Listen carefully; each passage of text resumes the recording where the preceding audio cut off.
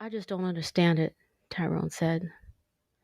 The last thing I'm concerned about right now is things like before I moved into Zoe's crib, I got rid of all my things.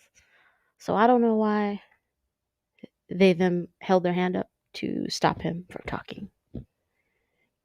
Zoe defies common sense, they then told Tyrone.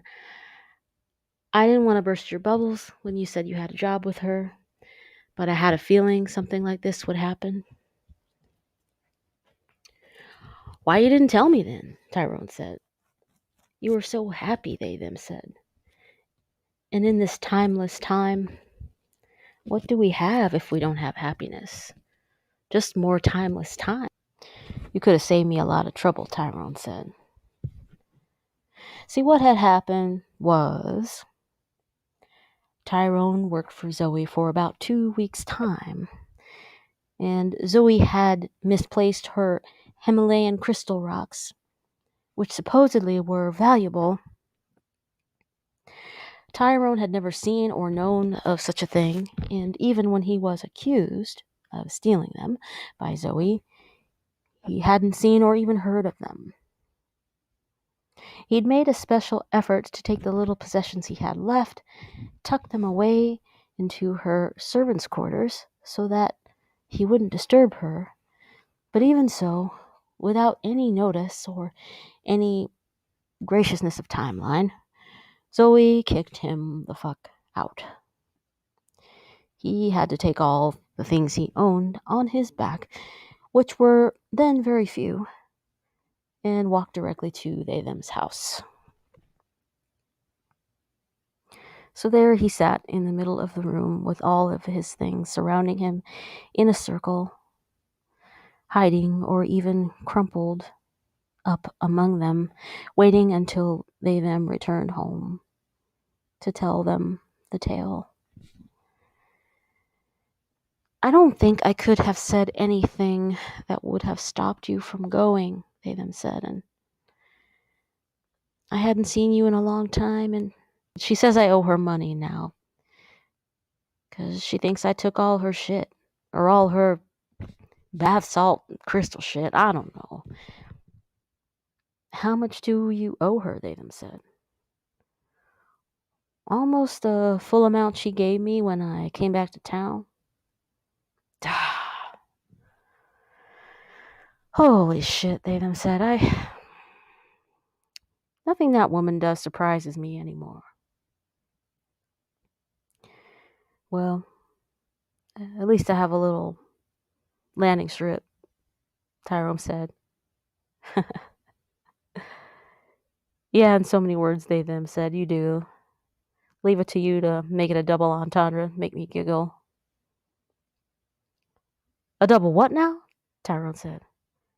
Never mind. It sucks it has to be this way, they-them said, but I'm glad you're here with me anyway. We need our family of choice to get us through most days in this timeless time. Tyrone nodded his head and went back outside to get the rest of his things. Unusual, but in this timeless time, there were no surprises left anymore. They then felt forced to stay in the now, and they became pretty agile about it. So Lenny found their way to they-them's place and knocked on the door. When they-them opened it, Lenny seemed calm, centered, but determined. Hey, I'm sorry to bother you, Lenny said, but I was wondering when you're gonna get to building my bot. They-them said, well, I do need access to that kit you were talking about.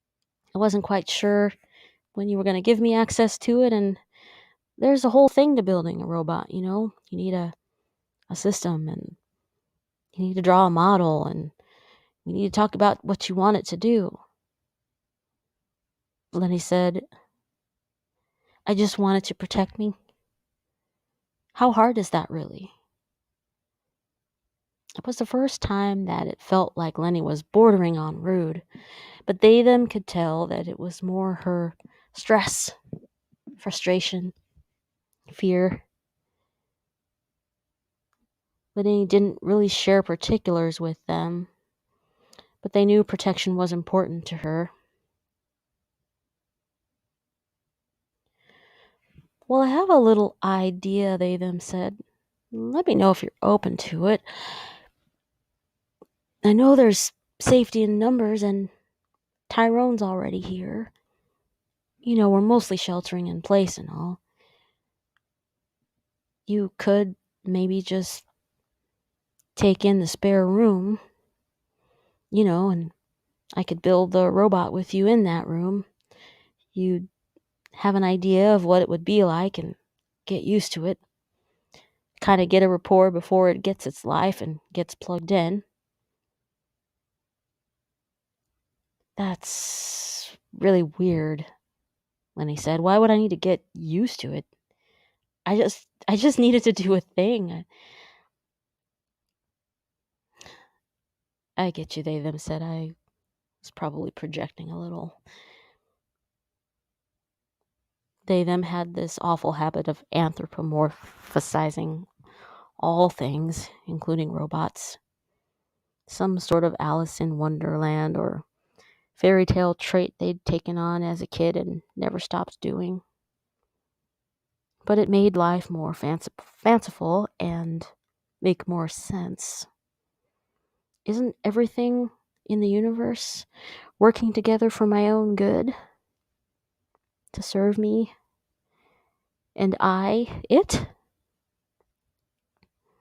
They them had no other choice but to feel that way, to stay planted, rooted, centered in a surreal and timeless time.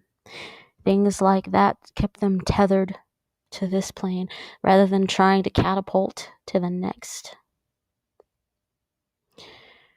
Lenny cocked her head, not unlike an animal in confusion, looked deeply into they them's eyes and said,